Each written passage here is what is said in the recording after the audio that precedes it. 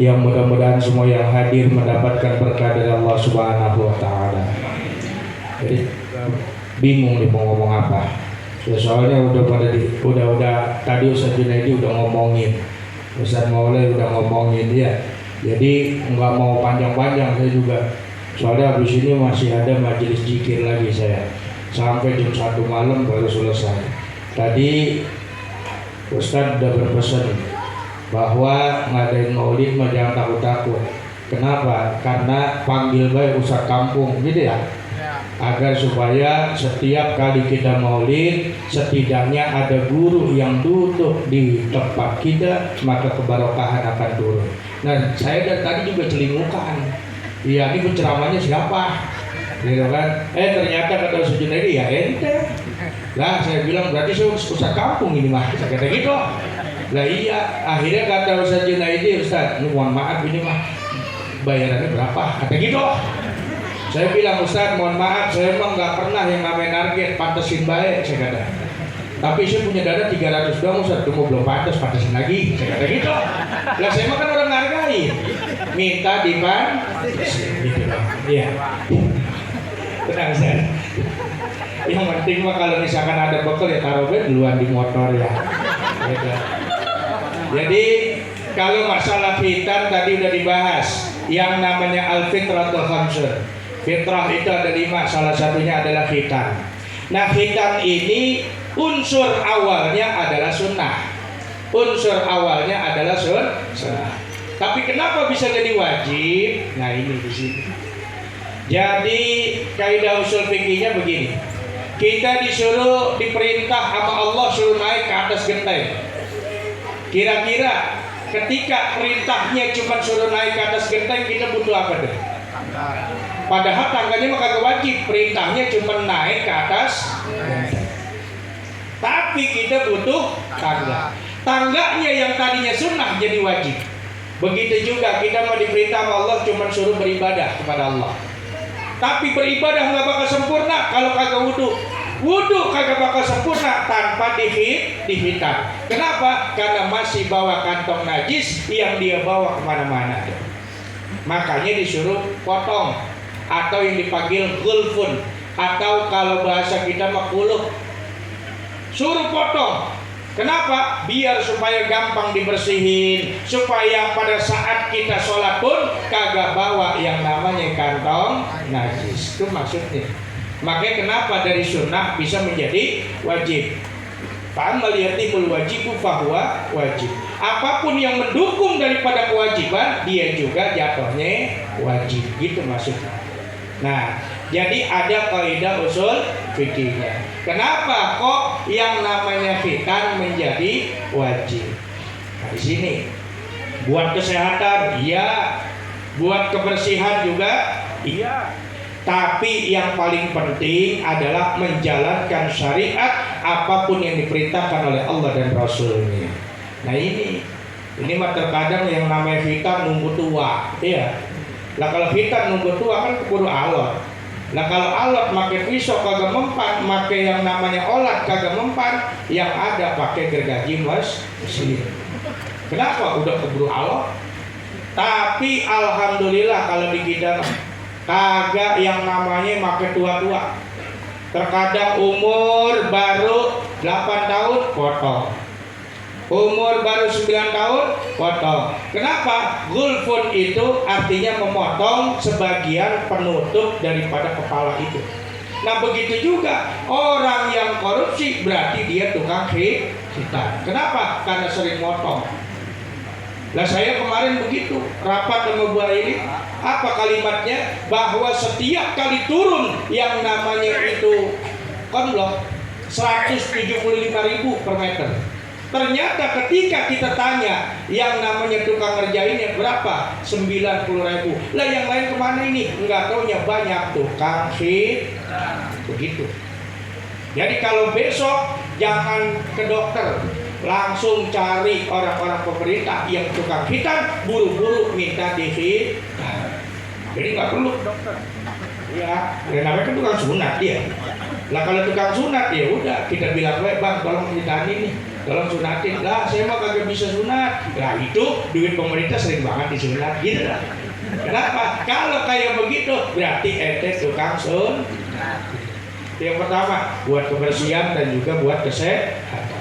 Yang kedua, diberikan rasa sakit pertama kali laki-laki adalah khitan. Kenapa? Agar dia tahu bahwa kehidupan di dalam dunia ini begitu sakit, akan tetapi dia merasakan sakit pertama kali adalah khitan. Supaya apa? Supaya kagak kaget. Ternyata omongan bini lebih pedas daripada khitan, kan gitu. Tapi ternyata kita bilang apa? Sakitan khitan daripada pedasnya bini. Ketika kita lihat bahwa yang namanya orang punya duit itu sakit banget, tapi ternyata khitan lebih sakit. Ini pelajaran pertama buat laki-laki, bahwa khitan itu adalah rasa sakit yang pertama kali diberikan kepada orang laki. Apalagi kalau udah nikah. Bukan hanya dihitan, diserut, diraut, tahu diraut. Lah kan masuk rautan itu. Nggak pada orang tahu lain. Nah makin lama makin tumpul, makin lama makin tumpul. Padahal udah diraut. Tuh, yang kedua adalah merasakan rasa sakit pertama kali bagi laki-laki adalah khitan. Yang ketiga, ini biar cepat banget nih. Ya, bukannya apa sih, gue mau pergi buru-buru. Lah iya, lah bukannya apa itu ntar takut orang makan. Iya, masakan udah ada. Yang ketiga adalah laki-laki harus tahu dihitan sama orang tua agar supaya orang laki itu bertanggung jawab terhadap orang tua sampai orang tuanya meninggal. Di akhirat pun nanti laki-laki bertanggung jawab. Kenapa kayak begitu? Lah kalau perempuan mah dihitan orang makin duit, ya orang makin biaya besar. Laki-laki itu hitam bisa 70 juta. Saya orang. Hitam bisa 70 juta. Mengapa hitam cuma 1 juta? Lah pestanya 70 juta. Kan begitu. Ingat, laki-laki dengan begitu besarnya tuh biaya, sampai dia nikah masih dikasih sama orang tua untuk dibiayain tuh nikah. Laki-laki tuh nikah pertama itu dibiayain sama orang tua. Kalau nikah kedua harus modal dewek. Ya iya, makanya saya pernah ketemu tuh orang mau ngomong begitu.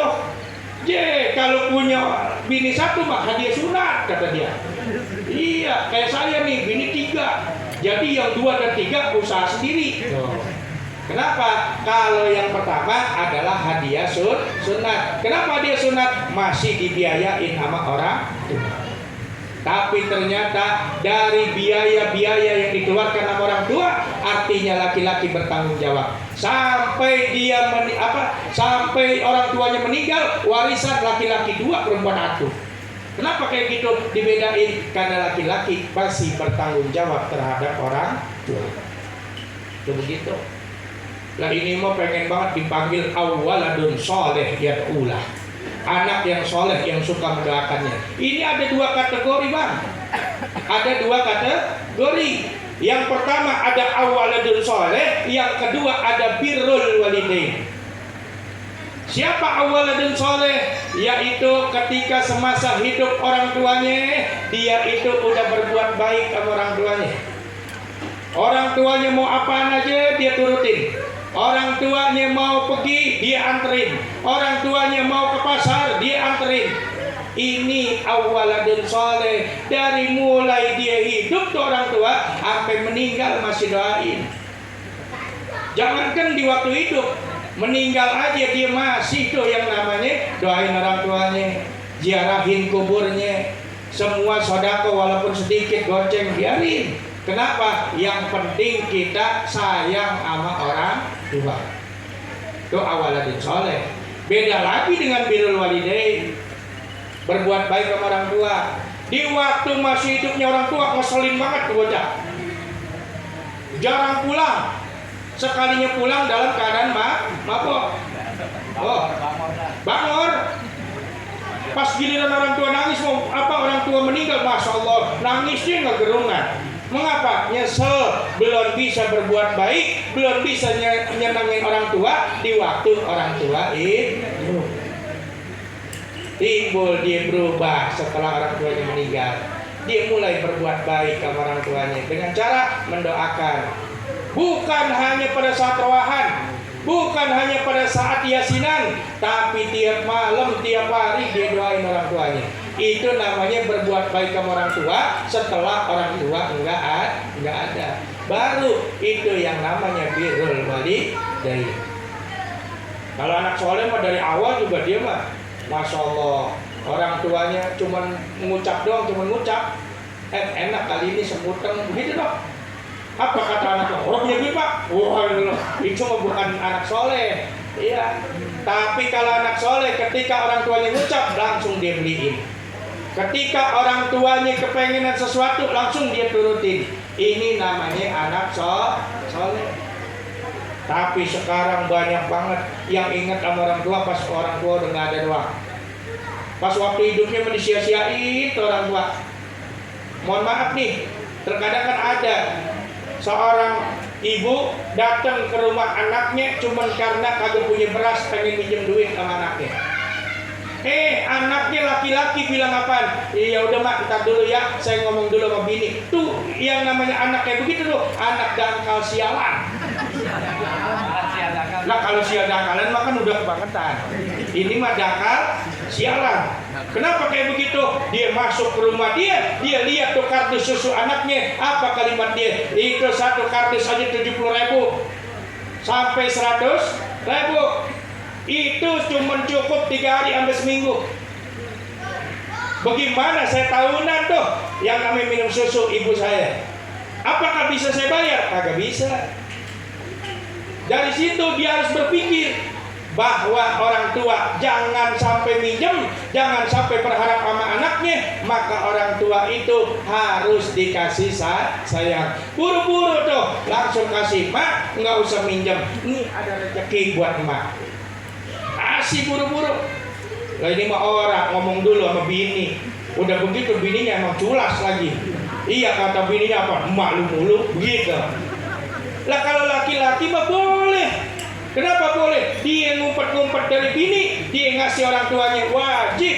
Tapi kalau bini ngumpet-ngumpet dari lakinya ngasih orang tuanya, itu jatuh haram. Kenapa jatuh haram? Karena belum tentu suaminya ikhlas. Paham? Jadi kalau anak laki bertanggung jawab nih, jangan coba-coba. Wah kita mah mentang-mentang anak laki warisan paling gede, tapi kagak mikirin orang tua. Timbulnya apa? Orang tua nangis di dalam kuburnya. Kenapa? Dilihat tuh, dikasih layar sama Allah di dalam kitab Ar-Ruh karangan Ibnul Qayyim Al-Jauziyah. Di situ dinyatakan itu orang tua yang udah meninggal dikasih layar segede-gedenya. Kenapa? Buat ngelihat kehidupan anaknya setelah dia meninggal dunia. Ternyata keluarganya baru orang tuanya meninggal ribut gara-gara warisan. Ya enggak? Maka di situ orang tua nangis, netesin air matanya. Kenapa? Ya Allah, semasa hidup saya udah ngedidik sedemikian rupa, ternyata anak saya susah dibilanginnya, susah diajarinnya. Ketika saya meninggal dunia, ternyata yang dia kejar hanyalah harta.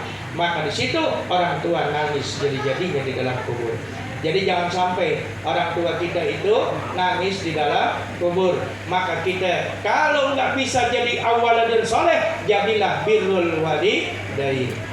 Ini satu contoh. Yang ketiga yaitu kenapa dihitan agar anak itu berpikir orang tua sebegitu banyak keluarin biaya buat dia agar supaya dia itu bisa berbakti sama orang tua.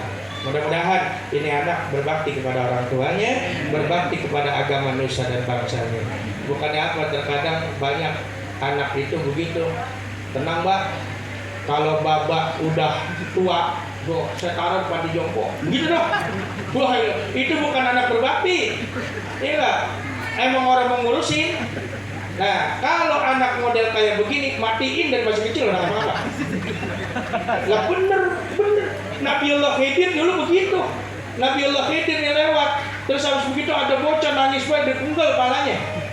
Ketika ditanya sama Nabi Musa, ya Khidir, kenapa engkau pegel? Apa engkau penggal kepalanya? Kan udah dibilang, jangan tanya.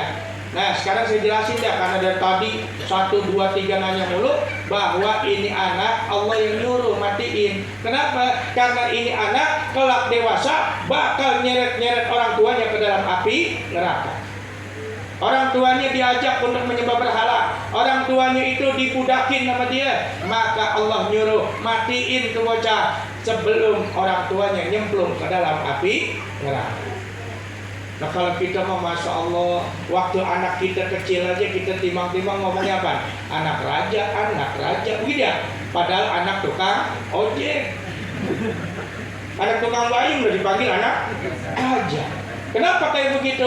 Agar supaya tafaulan orang tuanya, harapan orang tuanya, anak ini kelak menjadi raja yang menjadi pemimpin yang baik. Itu harapan orang tua. Lah orang mungkin orang tua dimakan anak tukang ojek ya orang mungkin. Ya. Jadi ini aja, mohon maaf ada segala kekurangan, maklum. Yang namanya manusia biasa, tempatnya khilaf dan kesalahan. Saya akhiri, billahi taufiq wal hidayah walakum minkum. Assalamualaikum warahmatullahi wabarakatuh. Waalaikumsalam warahmatullahi wabarakatuh. Terima kasih kepada guru kita yang mulia Al-Mukarram wa Muhtaram Bapak Ustaz Haji Muhammad Syarif. Mudah-mudahan diberikan sehat panjang umur, dan apa yang beliau sampaikan mudah-mudahan mendapatkan keberkahan dari Allah Subhanahu wa taala. Amin ya rabbal alamin. Hadirin jamaah peringatan Maulid Baginda Nabi besar Muhammad sallallahu alaihi wasallam, demikianlah rangkaian acara demi rangkaian telah kita lalui, dan kita doakan kepada para guru kita, para alim ulama kita, mudah-mudahan diberikan sehat panjang umur, disehatkan badannya, dilapangkan rezekinya, dan diberikan keberkahan dari dunia hingga akhiratnya. Amin ya rabbal alamin. Dan juga wabil khusus kepada sahibul bait kita, yaitu Bapak Ustadz Junaidi dan juga Bapak Agung Guntur, mudah-mudahan diberikan kesehatan, diberikan kelancaran acaranya, dan diberikan keberkahan oleh Allah Subhanahu wa taala. Amin ya rabbal alamin. Hadirin jamaah peringatan Maulid Baginda Nabi besar Muhammad sallallahu alaihi wasallam, saya selaku pembawa acara mohon maaf apabila ada kata-kata yang salah. Wassallallahu ala sayyidina Muhammadin sallallahu alaihi wasallam. Walakum minkum. Wassalamualaikum warahmatullahi wabarakatuh. Untuk doa penutup yang akan disampaikan oleh guru kita Al-Ustaz Bapak Haji Nur Hadi, kepadanya saya persilahkan dengan segala hormat.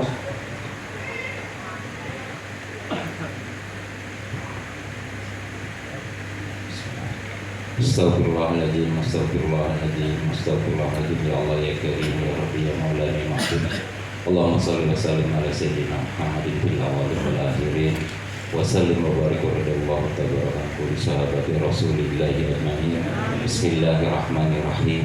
Alhamdulillahi rabbil alamin. Hamdan syakirin, hamdan na'imin, hamdan yuwafi ni'amah wal kafi majidah. Ya Rabbana lakal hamdu kama bagi jalal wajhika karim azim sultanik. Allahumma shalli ala sayyidina Muhammad wa ala ali sayyidina Muhammad salatan tunjina biha min jami'il ahwali wal afat wa taqdilana biha jami'al hajat wa tutahhirna biha min jami'i sayyi'at wa tarfa'una biha indaka ala darajat wa tuballighuna biha aqsal min jami'il khairati fil hayati wa ba'da mamat innaka sami'un qaribun mujibud da'wa qadiyal hajat. Allahumma ighfir junubana wa liwalidina warhamhuma kama rabbayani shaghira wa bijahi ya Allah taghfir lana junubana wa tastura uyubana wa taksifa qulubana wa tuhjiya qulubana wa tunawwira sarairana wa taqdiya hawaijana wa tuajila bi qabuli da'watina wa tudilana fi ibadika sholihin wa awliyaika mahbubin wa taz'alana fi ismikal hasin wa amnikal amin min jami'il ajaya wal balaya wa sururi wa dururi ya rabbal alamin. Wa ijata wa faidana ba'da tuli hayati fika ma istiqomah fatawabbana muslimin mu'minin fatawabbana muslimin mu'minin fatawabbana muslimin mu'minin waqtim lana min ghairi ajmain wa salli wa sallim ala sayyidina Muhammadin wa ala alihi wa sahbihi wa tabi'in ila yaumidin wa akhiru da'wana alhamdulillahi rabbil alamin. Allahumma dzal wa anzil zawaba ma qarana min al-Qur'anil azim min suratil Fatihah, wa min suratil Ikhlas, wa min suratil Mu'awwidhatain, wa min suratil Baqarah, wa min ayatil Kursi, wa ma halalna min la ilaha illallah, wa masafahna min subhanallah, wa mastaghfirna min astaghfirullah, wa ma sallayna ala nabiyina Muhammad sallallahu alaihi wasallam fi hadal majlisil al-mubarakah hadiyatan minna wasilatan wa rahmatan min mawahibi fadlika najilatan wa barakatan samilah wa sadaqatan mutaqabbalan qadimuha wa nubdiha summa ila arwahi man kana ta'budu bisababin waluna al-Qur'an al-ajimata min ahlihim summa ila ruhi ahli kubur minal muslimin wal muslimat wal mu'minin wal mu'minat Allahumma ighfir lahu warhamhu wa'afi wa'fu anhu wa qrim nujulahu wa wa'sim manqalahu wa qsilhu bil ma'am wasallim wal barat wa nabihi min al-khataya kama yanqas sawbul abiyadi min ad-dansi wa tihudaran khairan min darihi wa ahlan khairan min ahlihi wa jahilan khairan min jadihi wa dakhilhu jannata wa min ajabil qabri wa fitnati wa min ajabin nar Allahumma li hayyina wa mayyitina wa syahidina wa aibina wa sawgina wa kabarina jakarin wa musana summa ila ruhi walidina wa liman syarihin wa limalimina wa jawil hukuki